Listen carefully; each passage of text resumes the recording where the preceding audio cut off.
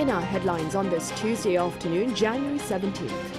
President Yoon Suk-yeol has called for continued collaboration with the United Arab Emirates on nuclear energy through additional projects in its country or joint ventures in other countries.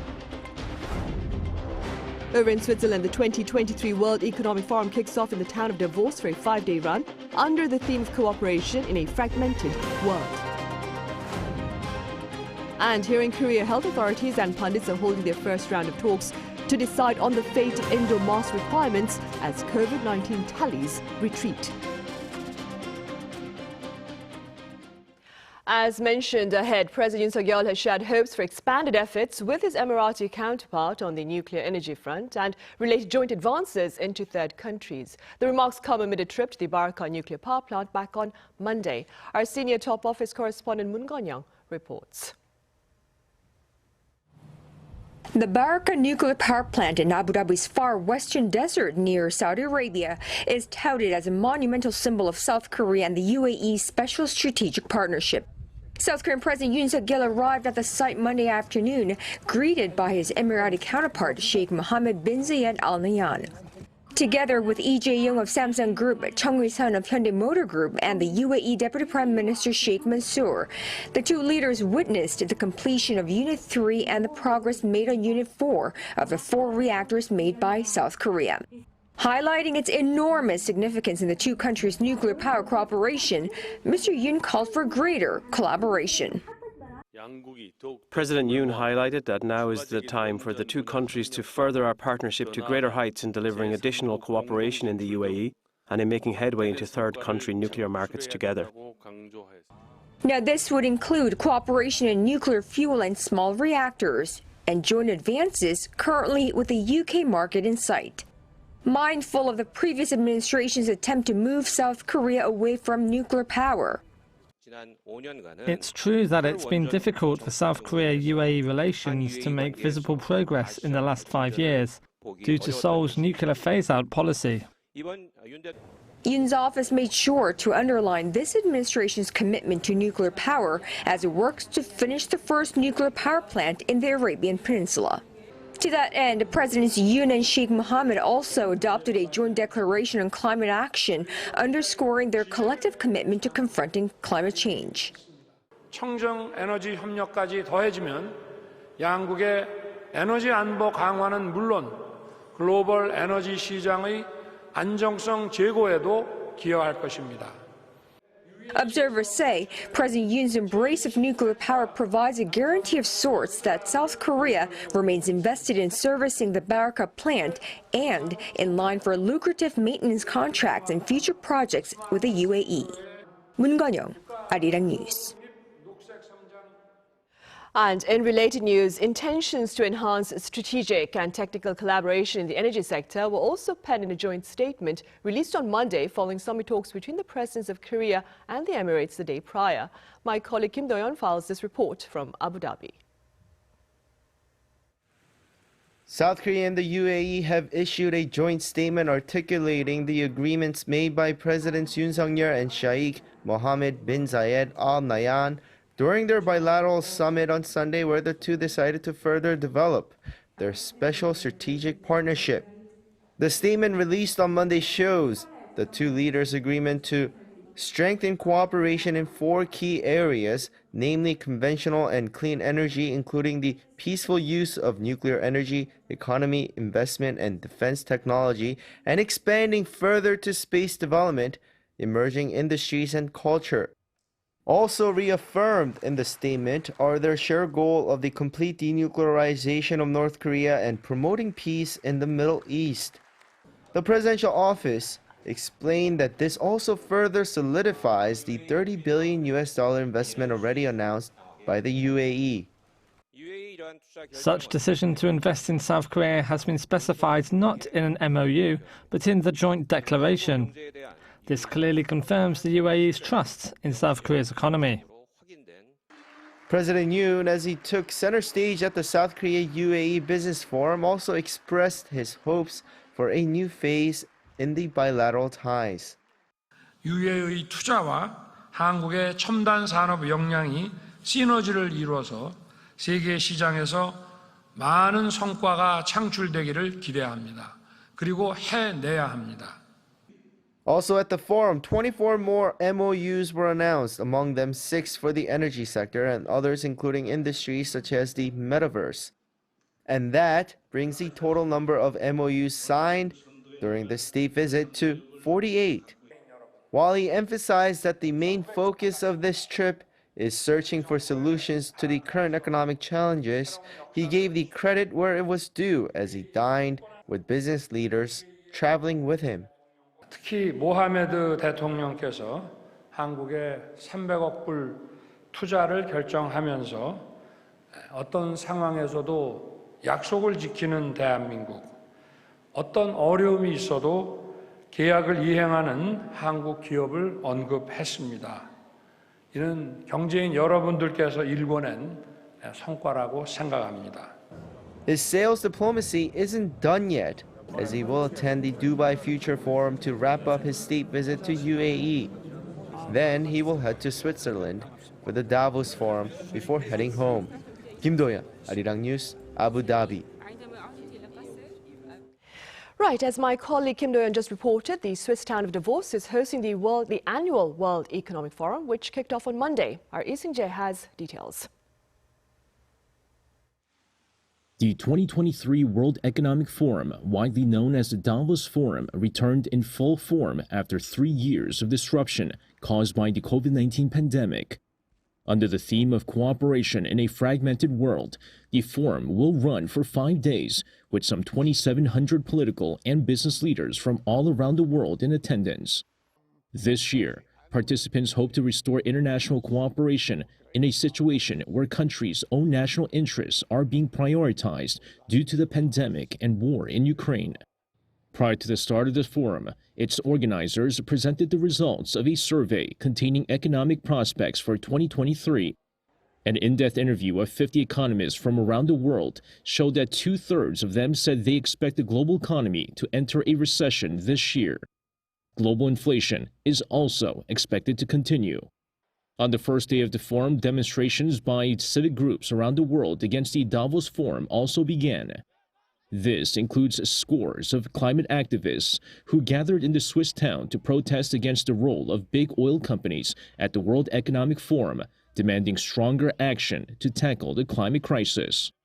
Meanwhile, watchers have also raised concerns over the lack of participation from leaders of major economies, as German Chancellor Olaf Scholz is the only group of 7 leaders attending the summit. Lee Seung-jae, Arirang News. Across the border in North Korea, a key parliamentary meeting to decide on the country's internal affairs is believed to have started today. Now, Pyongyang state-run media had earlier reported on the upcoming 8th session of the 14th Supreme People's Assembly, scheduled for this Tuesday to address policies for the new year. The media, however, has yet to confirm whether the meeting has begun. It is nonetheless expected to last for at least 2 days. Much international attention lies on whether or not Kim Jong-un will make public a nuclear weapons-related plan at this gathering. Meanwhile, in Nepal, the bodies of the 2 South Korean victims of Sunday's tragic plane crash have been transported to a local hospital. According to Seoul's foreign ministry, late Monday, a South Korean consul was at the hospital to check the bodies. The victims are reported to be a man in his 40s, surnamed Yu, and his teenage son. The bodies will be transported to Kathmandu, where they will undergo testing to confirm their identities. Meanwhile, authorities have also found the plane's black box, which they hope will give some insight into the cause of the crash.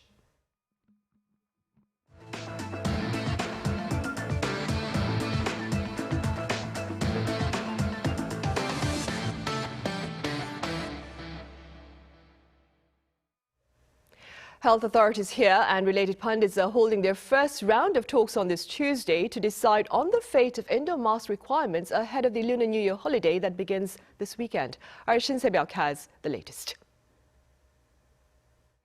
South Korean health authorities are set to discuss whether to end the rule on indoor mask wearing on Tuesday. The indoor mask mandate is the last remaining antivirus measure left in the country. In December, the government said that mask wearing would no longer be required, but rather recommended in public places, except for high-risk facilities such as hospitals and public transportation, if 2 out of 4 criteria were met. The criteria include a stable number of new infections, a downward trend in critically ill cases and death, sufficient medical response capabilities, and a boost in the vaccination rate among people aged 60 years old and above, as well as those working in or residing at high-risk facilities. As of now, 3 out of these 4 requirements have been met, with the exception of the booster take-up by older people. The decision on lifting the mask requirement is expected to be made as early as tomorrow. And watchers say the mandate could be dropped as soon as after the upcoming Lunar New Year holiday, which runs from January 21st to the 24th. In fact, on Monday, the head of the National Advisory Committee on Infectious Disease Crisis Response, Chung Ki-seok, said South Korea's infection trend has shown significant signs of subsiding, and lifting the indoor mask mandate is not far away. Chung also said he expects the infection trend to stay at around the current level even after restrictions are lifted. Meanwhile, South Korea on Tuesday added 40,199 new COVID-19 cases, the lowest for a Tuesday in 13 weeks. 신세벽, 아리랑 뉴스. Ruling party lawmakers here urging the country's academic authorities to frame out a new education program that includes a host of extracurricular activities for school children. Now, this move comes amid calls for enhanced learning opportunities and for better child rearing support.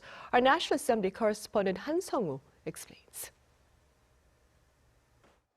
South Korea's ruling party has requested the nation's education officials to come up with a thorough plan to implement President Yoon Suk-yeol's vision of a more integrated educational environment for school children that's less burdensome on parents.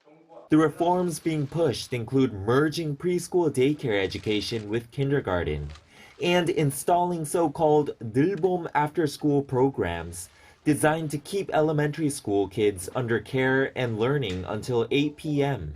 while their parents are still at work. The program's aimed at providing elementary school students with care and high-quality after-school education. Should both reforms succeed, parents will be assured that their children are in good hands until they graduate. It's essentially the government taking on the responsibility of educating our youth.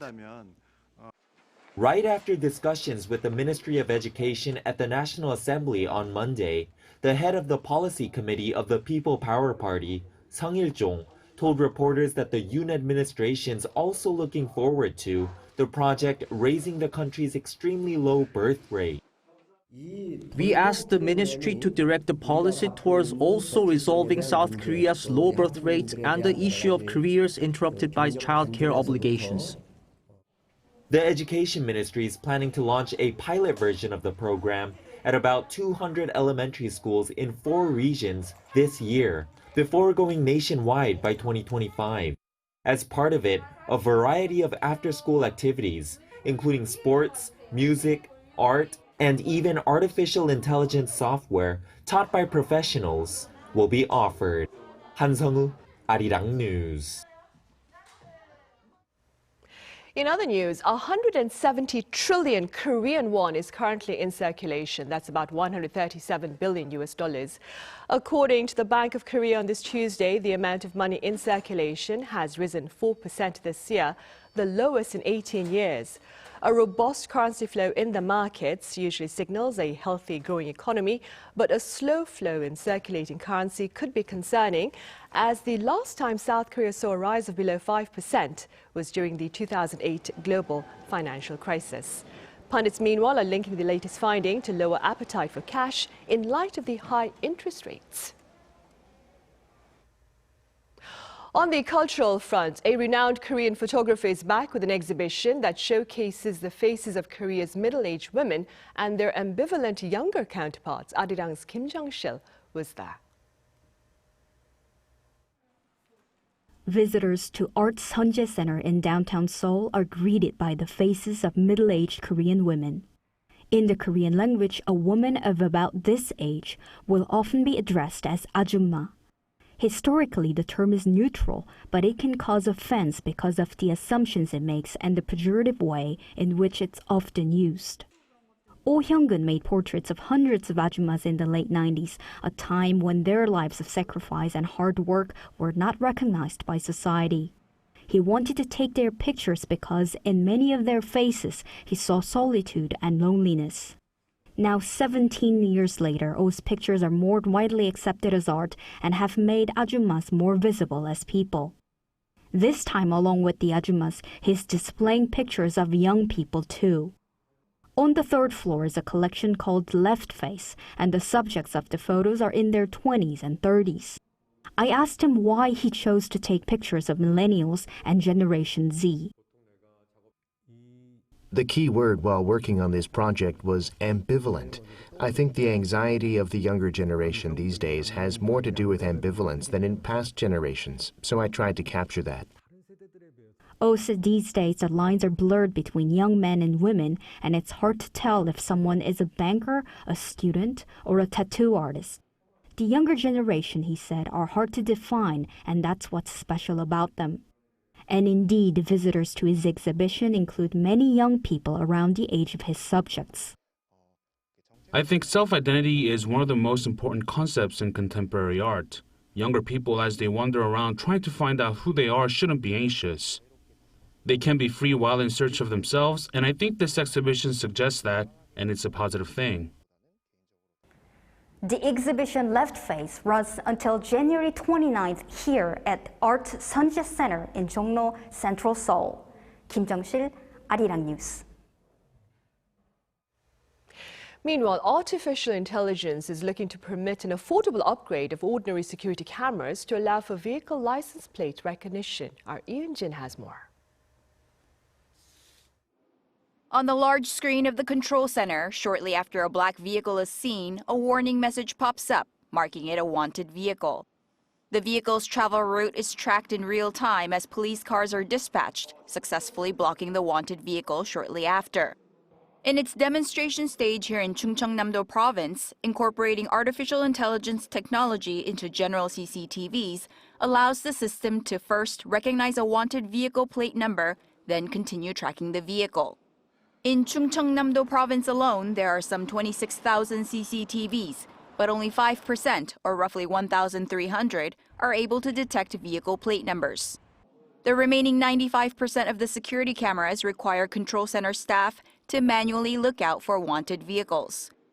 But the latest artificial intelligence upgrade would allow these general cameras to detect vehicle number plates, which can immediately be cross-referenced with the National Police Agency's wanted vehicle search system. The cameras are generally divided to monitor allocated regions. But when a wanted vehicle is detected, the AI parts of the camera enable all nearby cameras, which broadens the search and monitoring radius. Vehicle plate recognition technology installed in CCTVs is very expensive, which is why not many security cameras have it installed. But the artificial intelligence function is not only much more advanced, but it can help reduce the cost of the function it provides.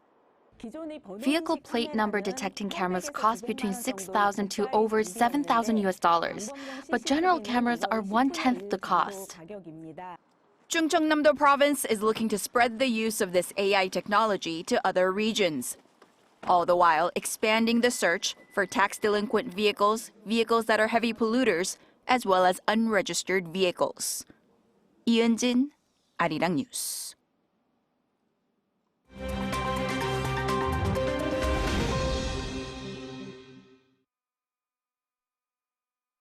Let's take a look at what's going on in the world now. In developments over the Baltic Sea, a German and Russian military plane came into close contact. According to a statement by Russia's Ministry of Defense, a Russian Su-27 fighter jet was scrambled to escort a German P-3 Orion maritime patrol plane. This in order to prevent a potential border breach, as Moscow claims the German Navy plane on Monday local time was approaching its border. The ministry added that the German reconnaissance plane was then escorted until it turned away, and that all the Russian fighters' movements were conducted according to international rules. The incident comes after Germany agreed to increase its military aid to Ukraine by sending more armored vehicles to the war-torn country. Shifting our focus to Italy now, as the country's most notorious mafia boss has been arrested after 30 years on the run. Known as Diabolic, Matteo Messina Denaro was taken into custody in the city of Palermo in Sicily on Monday, local time.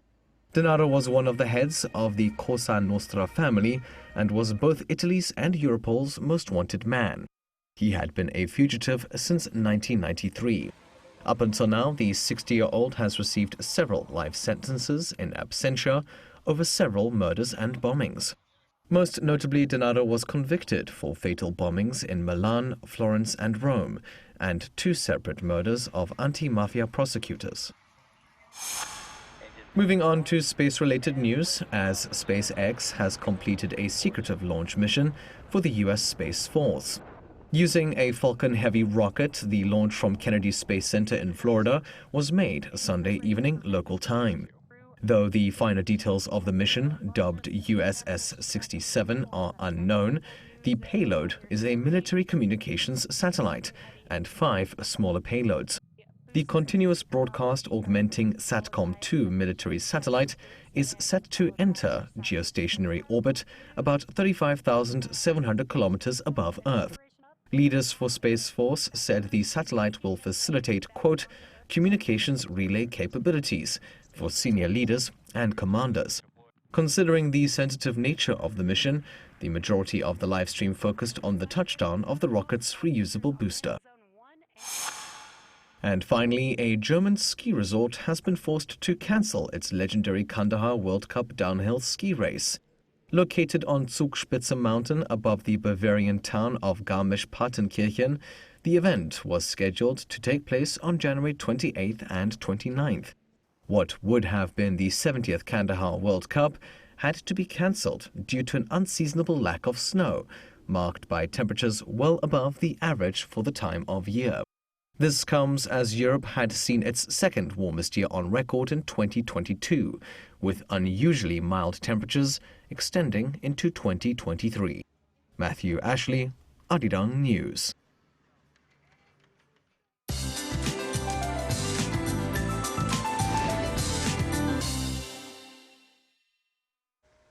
Hello, I'm Lee Ji-hyun with the latest weather updates. It was a colder start with morning temperatures going 1 to 9 degrees lower than yesterday.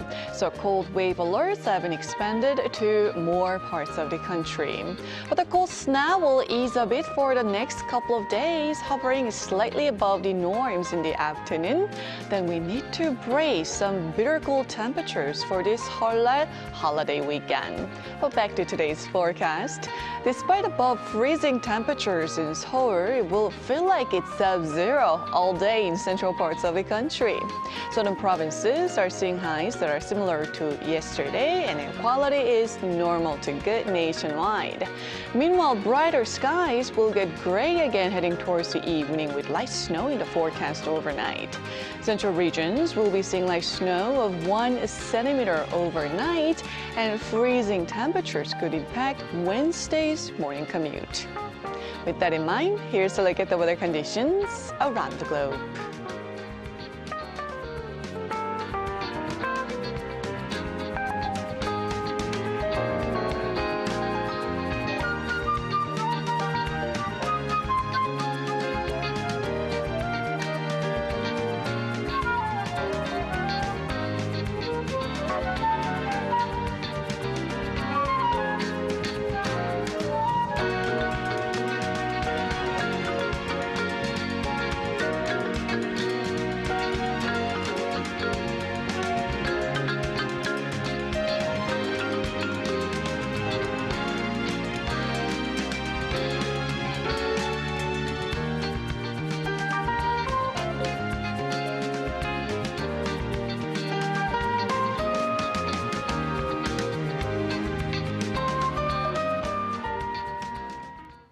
Right, and those are the headlines at this hour, but do stay with us for our panel session coming up next, during which we address ADHD in adults. Thank you for now.